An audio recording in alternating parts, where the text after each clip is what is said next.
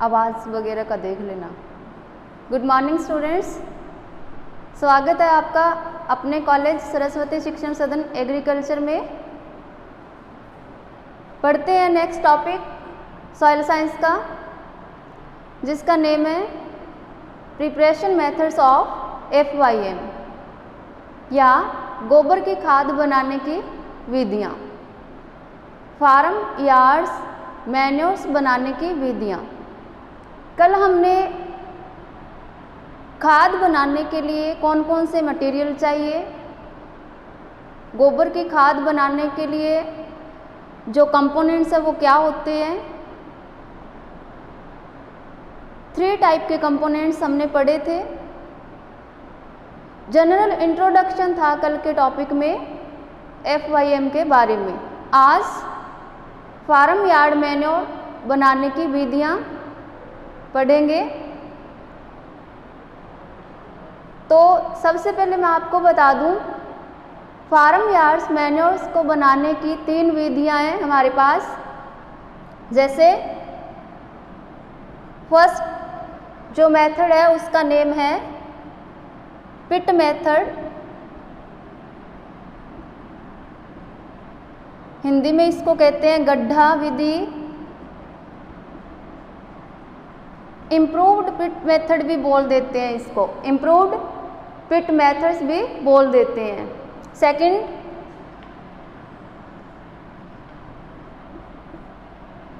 Trench method,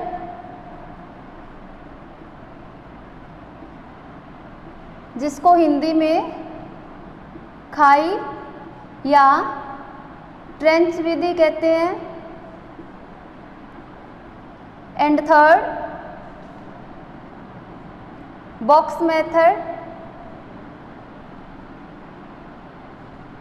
जिसको box विधि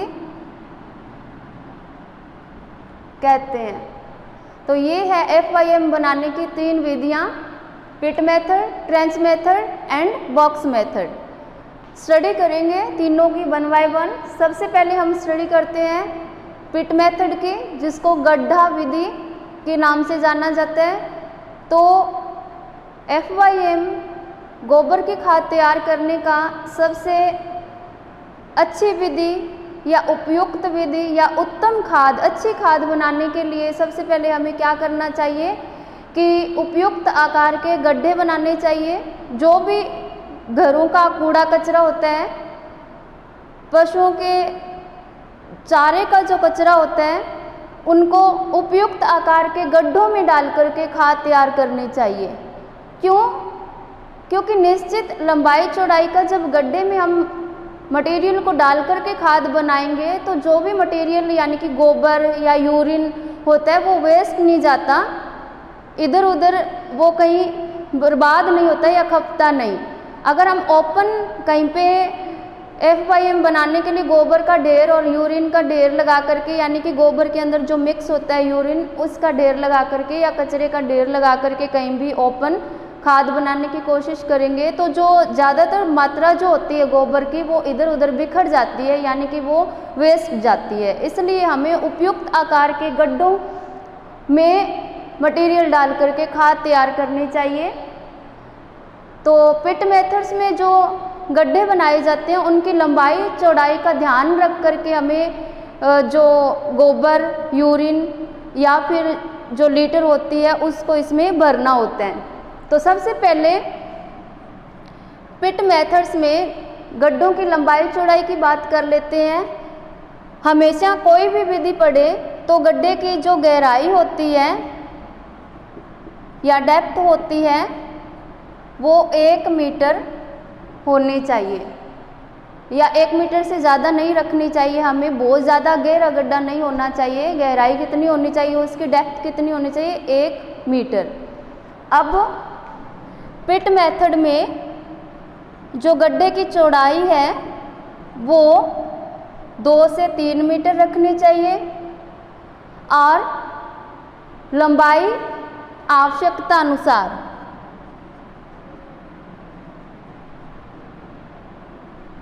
लंबाई आवश्यकता अनुसार रख लें, जितनी आपको ज़रूरत पड़े। जितना मटेरियल आपके पास में है उस हिसाब से लंबाई रखते हैं। तो घरों का कूड़ा कचरा, गोबर, यूरिन, इन सभी को इस गड्ढे में डाल दिया जाता है। जो हमने निश्चित लंबाई चौड़ाई बताई है, 1 मीटर गहरा होना चाहिए गड्ढा, 2 से 3 मीटर चौड़ाई होनी चाहिए गड्ढे की, और लंबाई आवश्यकता अनुसार या मटेरियल के अकॉर्डिंग हम रख लेते हैं। अब जो भी गड्ढा हमने तैयार किया है उसकी जो दीवारें होती है वो पक्की ईंट की बनानी चाहिए, और जो फर्श होता है वो सीमेंट का बना हुआ होना चाहिए। ऐसा क्यों करना चाहिए? क्योंकि ऐसा करने से जो खाद के अंदर जो न्यूट्रिएंट होते हैं या मटेरियल के अंदर जो न्यूट्रिएंट होते हैं उनका लीचिंग न हो, वो रिस करके नीचे की ओर न जाएं या पानी में बह करके नष्ट न हो। इसलिए हमें जो गड्ढे की दीवारें हैं वो पक्की और जो फर्श होता है वो सीमेंट का बनाना चाहिए ताकि न्यूट्रिएंट्स का लीचिंग न हो। नेक्स्ट, अब जो भी गड्ढे के अंदर गोबर या यूरिन या लीटर जो हमने यूज़ किए हैं या गड्ढे को भरा है, उनमें पोषक तत्व पर्याप्त मात्रा में पाए जाते हैं। कौन कौन से पोषक तत्व? Nitrogen, phosphorus and potassium. चूँकि हम पिट मेथड से खाद तैयार कर रहे हैं तो इसमें हमने ज़्यादा से ज़्यादा मात्रा में जो कंपोनेंट्स यूज़ करना है वो है डंग यानी कि गोबर और यूरिन। ऐसा कब होगा? अधिक से अधिक गोबर हमें कब यानी कि मिलेगा? जब हम गोबर का उपयोग यानी कि ईंधन के रूप में कम करेंगे या ईंधन के रूप में करना बंद कर देंगे उसका उपयोग। ठीक है, तो हमें पिट मेथड से FYM तैयार करने के लिए गोबर की ज़्यादा से ज़्यादा मात्रा में उपयोग करना चाहिए, गोबर का, यूरिन का, ताकि जो भी इनमें पाए जाने वाले न्यूट्रिएंट्स हैं वो अच्छी मात्रा में प्राप्त हो। Next, trench method. इस प्रकार जो पिट मेथड जो मैंने आपको बताया है, इसके अंदर जो खाद, कोई भी मेथड पढ़ेंगे, पिट मेथड, ट्रेंच मेथड, इनसे जो खाद बनकर तैयार होने का जो समय होता है वो लगभग यानी कि 1 से 1.5 महीने में खाद तैयार हो जाती है। क्यों? क्योंकि जो भी मटेरियल गड्ढे में डालते हैं उनमें धीरे धीरे डीकम्पोजिशन आता है, वो सड़ता है, गलता है, और एक दिन यानी कि 1 से 1.5 मंथ के बाद में हमारे पास एक खाद की फॉर्म में वो प्राप्त हो जाता है। नेक्स्ट, ट्रेंच मेथड या खाई विधि।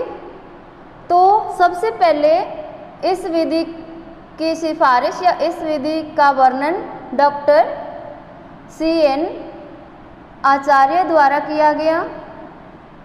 कब? 1951 में डॉक्टर CN आचार्य द्वारा ट्रेंच मेथड के बारे में बताया गया।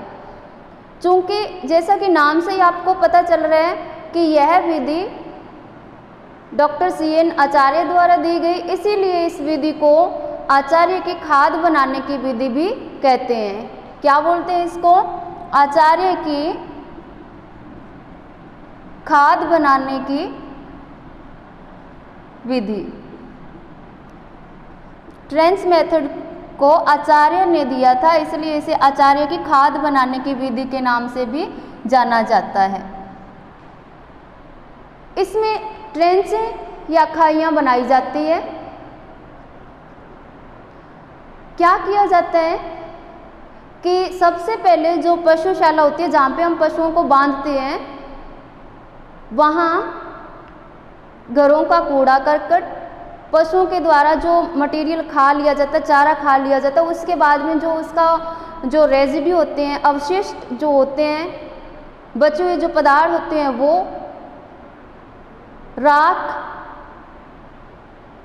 और जो अदर मटेरियल होता है, तरकारियों के डंठल, सूखी पत्तियाँ, ये सभी मटेरियल पशुशाला के निकट इकट्ठे कर लिए जाते हैं, एकत्रित कर लिए जाते हैं जहाँ पे हम पशुओं को बांधते हैं, वहाँ थोड़े पास में। अब क्या करते हैं, प्रतिदिन शाम को जो मटेरियल हमने इकट्ठा किया है उसमें से 2 किलोग्राम पर पशु या जानवर के हिसाब से वो मटेरियल निकाल करके पशुओं के नीचे बिछा देते हैं। 2 किलोग्राम, एक पशु के नीचे 2 किलोग्राम वो मटेरियल जो हमने राख या घरों का जो कूड़ा करकट या फिर जो पत्तियां सूखी या तरकारियों की डंठल या पशुओं के चारे को खा लेने के बाद में जो वेस्ट मटेरियल बचता है, अवशिष्ट जो बचता है, उसको पशुओं के नीचे बिछा देते हैं, जिसका नेम लीटर या बिछाली या बिछावन होता है।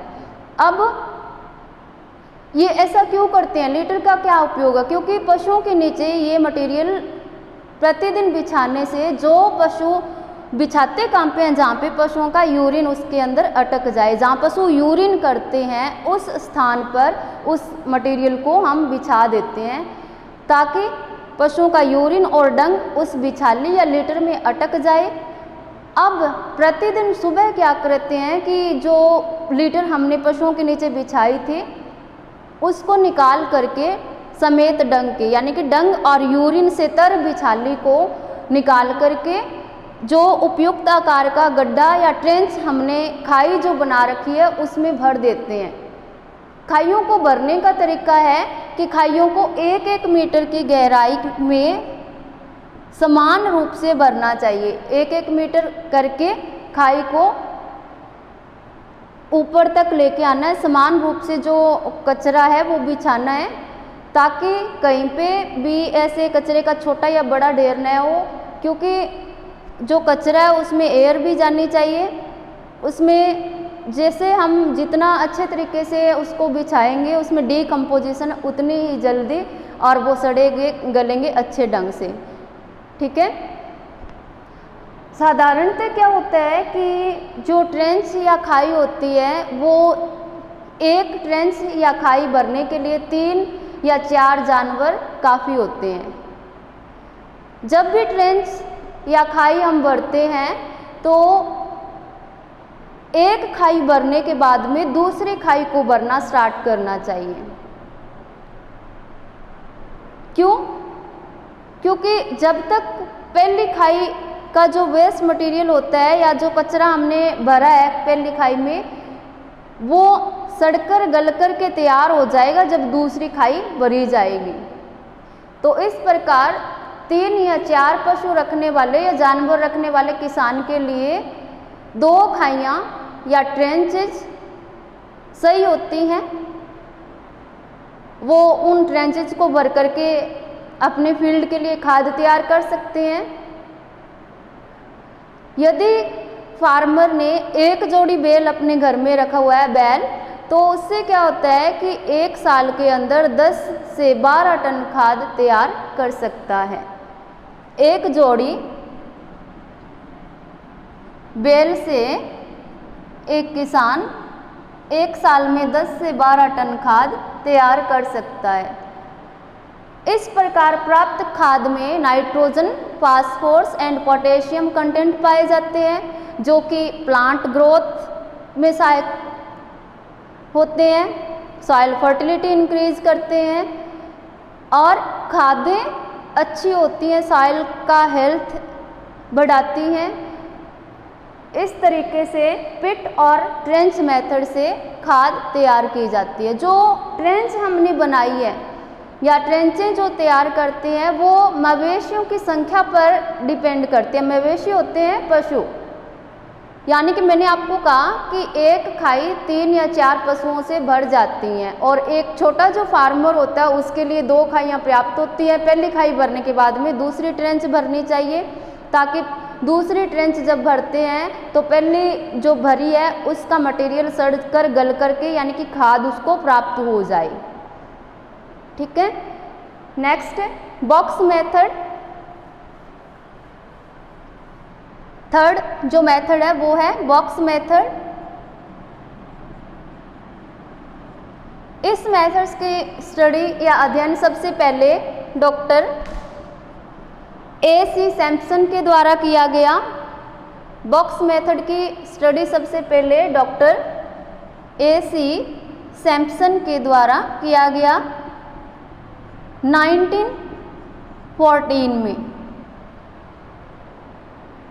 इस विधि में जो खाद तैयार करते हैं तो जो पशुओं का जो फर्श होता है या पशुशाला जहाँ पे पशुओं को बांधते हैं उनका फर्श जमीन से 1-2 मीटर नीचा रखते हैं।